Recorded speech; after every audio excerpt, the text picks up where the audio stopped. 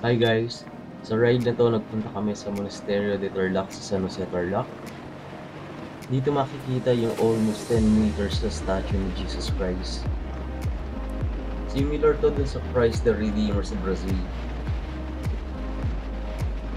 Nandito din pala ang relic of the true cross. Kasi itong maliit na pirasong kahoy mula sa original na cross na pinagpakuan ni Jesus Christ. Kaya sabi nila na miraculous daw to. Almost 150 kilometers ang layo ng Monasterio de Tarlac sa Manila. Halos same lang din yung distance if mag-expressway gamit yung big bikes or magma-MacArthur Highway gamit yung lower cc ng motor. Ang difference lang ay mas matagal ng 2 hours yung sa bayan-bayan.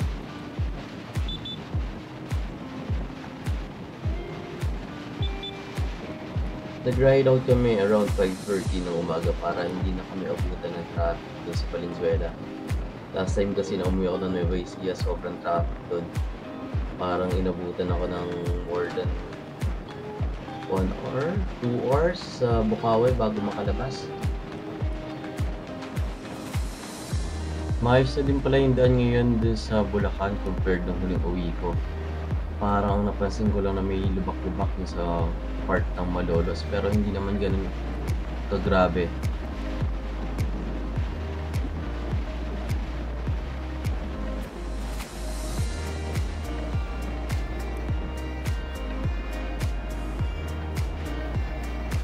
Yung sa karsada naman sa Pampanga, instead na dumawa kami sa Angeles, tumawid kami papunta Santa Ana. Nandun yung sa meet-up point namin. Maganda din yung view, kita mo yung Mount Arayat. Ang challenge lang dun sa dinaanan namin sa papunta Santa Ana, daanan din siya ng mga trucks. Kaya pag nagsunod yung truck tsaka tricycle, mahihirapan ka na mag-overtake.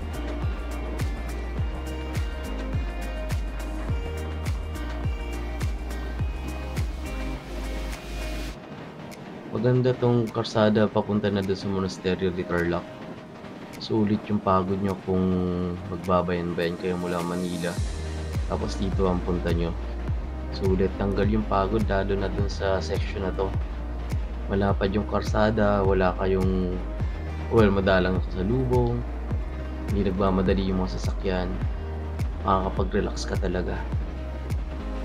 Medyo mainit lang nung nag-ride kami kasi ganun naman sa Central Luzon, talaga mainit tayo dun sa Nueva Ecija.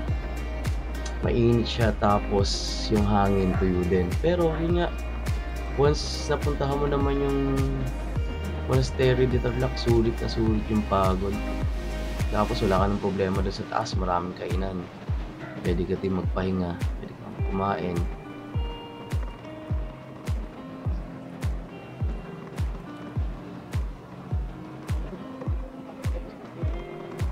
Wala kami masyadong kasabay pa ng Monasterio nung mga panahon na to. Kasi alas 12 na eh. Malamang maaga sila nagsiakyat. So, kung kayo pupunta, mas okay siguro maaga. Mga 8 to 9 para hindi gano'ng kainit. Pero kaya naman. Nadadala naman nung hangin ng motor, yung init.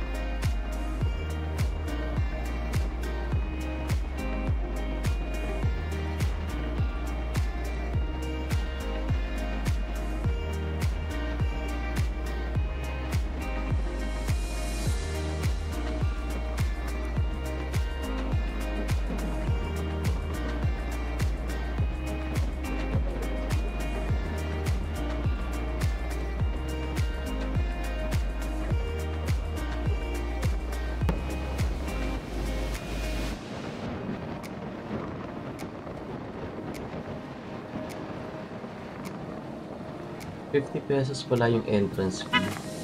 Kasama na yata dun yung parking. Kano daw?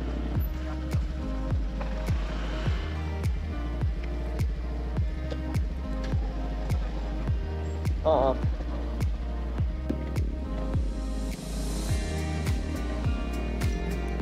Thank you.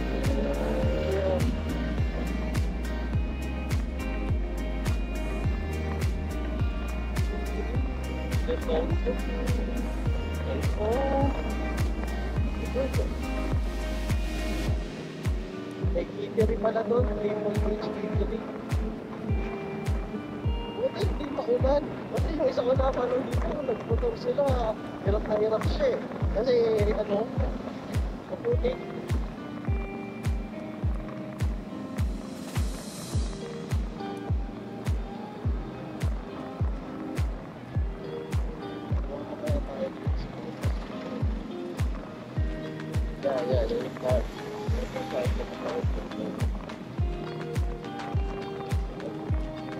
Madami din palang parking spaces sa loob.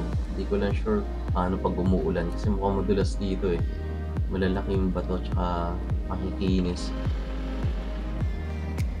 Hindi, ano yan? Ah, Pwede din pala mag-park dun sa harapan ng simbahan. Hindi lang namin nakita agad.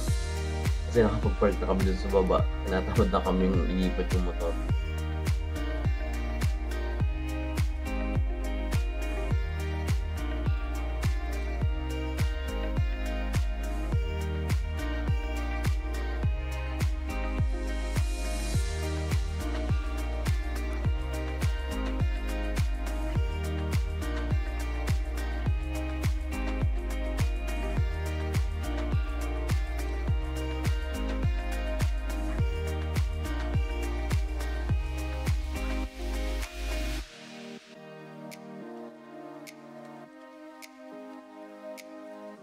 Thank you sa pagsama sa ride.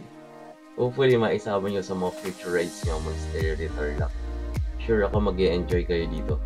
Tulad namin. Bye-bye!